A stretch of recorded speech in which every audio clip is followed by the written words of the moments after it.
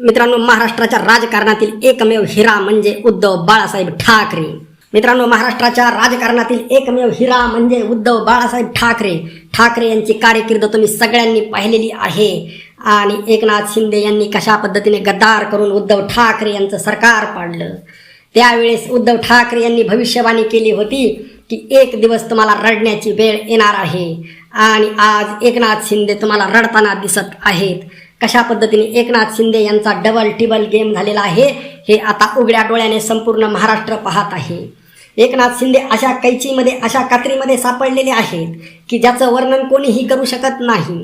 तुम्ही साताऱ्यामध्ये पाहिलं कशा पद्धतीने एकनाथ शिंदे यांचे मंत्री शंभूराजे देसाई हे स्वतः मंत्री असताना, तिथं पालकमंत्री असताना पोलिसांसोबत धक्काबुक्की झाली. आणि शंभूराजे देसाई म्हणजे काही केवळ आमदार नाहीत, शंभूराजे देसाई म्हणजे केवळ मंत्री नाहीत, शंभूराजे देसाई तिथले राजे आहेत, राजघराण्यातील आहेत.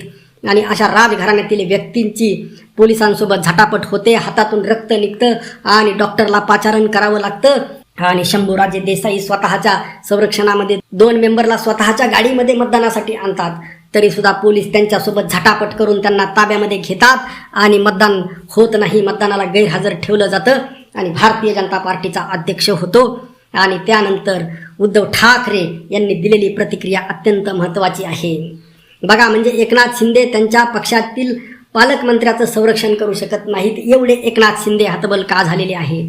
आणि अशातच खरात फाईल्समध्ये एकनाथ शिंदे यांची एंट्री झालेली आहे. रुपाली चाकणकर यांच्यानंतर आगला निशाणा हा एकनाथ शिंदे यांच्याबरोबर आहे. ज्यावेळेस एकनाथ शिंदे मुख्यमंत्री झाले होते आणि त्याच वेळेस त्यांनी त्यांच्या गाड्या खरात यांच्या भेटीकडे वळवल्या. एकनाथ शिंदे हे साधे भोळे आहेत. एकनाथ शिंदे हे अगदी देवाधर्माच्या नावाखाली सहज फसले जाणारे व्यक्तिमत्व आहे. आणि त्यामुळे तिथं ते असल्या या भोंदूबाबाच्या नादीला लागून बळी पडले. आणि मग त्यांचे काही CCTV फुटेज, काही पाणी पिताना, लिंबू सरबत पिताना, चहा पिताना किंवा अन्य काही पिताना अशी शंका आता वर्तवली जात आहे. आणि या सगळ्या पार्श्वभूमीवर मग याचे काही व्हिडिओ, याचे काही फुटेज आपल्या महाराष्ट्राचे लाडके नेतृत्व देवाभाऊ यांच्याकडे आहेत का, अशी चर्चा सुरू आहे. आणि या सर्व पार्श्वभूमीवर बघा, उद्धव ठाकरे यांनी जरी मुख्यमंत्रीपदाचा राजीनामा दिलेला असला तरी उद्धव ठाकरे यांना ना पदाचा मोह आहे, ना पदाचा लोभ आहे, ना पद मिळवण्यासाठी ते आकांड तांडव करताना दिसत आहेत. बघा, असा निर्मोही नेता आपण या महाराष्ट्राने गमावलेला आहे. आणि एक विवेकशून्य, कसलीही नीतिमत्ता नाही, विवेक नाही, असा महाराष्ट्र आपण डोळ्या डोळ्याने पाहत आहोत. आणि या सगळ्या पार्श्वभूमीवर मित्रांनो विचार करण्यासारखी गोष्ट आहे. उद्धव ठाकरे यांनी जे जे सांगितलं होतं ते सत्य होताना दिसत आहेत.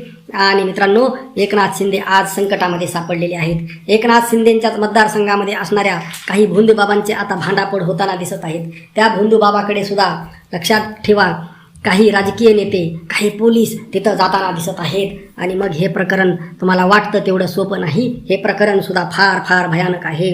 आणि या सर्व पार्श्वभूमीवर आज रुपाली चाकणकर यांचा जरी राजीनामा झालेला असला तरी सुद्धा त्याच्यानंतर दीपक केसरकर हे सुद्धा टार्गेटवर आहेत.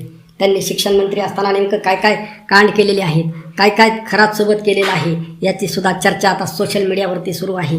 एकीकडे उद्धव ठाकरे मुख्यमंत्री असताना या खरातला काही सुविधा दिल्या का, याच्यासुद्धा पोस्ट सुरू आहेत. बघा, म्हणजे उद्धव ठाकरे यांच्या हाताने सुद्धा चूक झालेली आहे का, असा प्रश्न सुद्धा आता निर्माण झालेला आहे. आणि या अनुषंगाने सुद्धा तपास होणं गरजेचं आहे.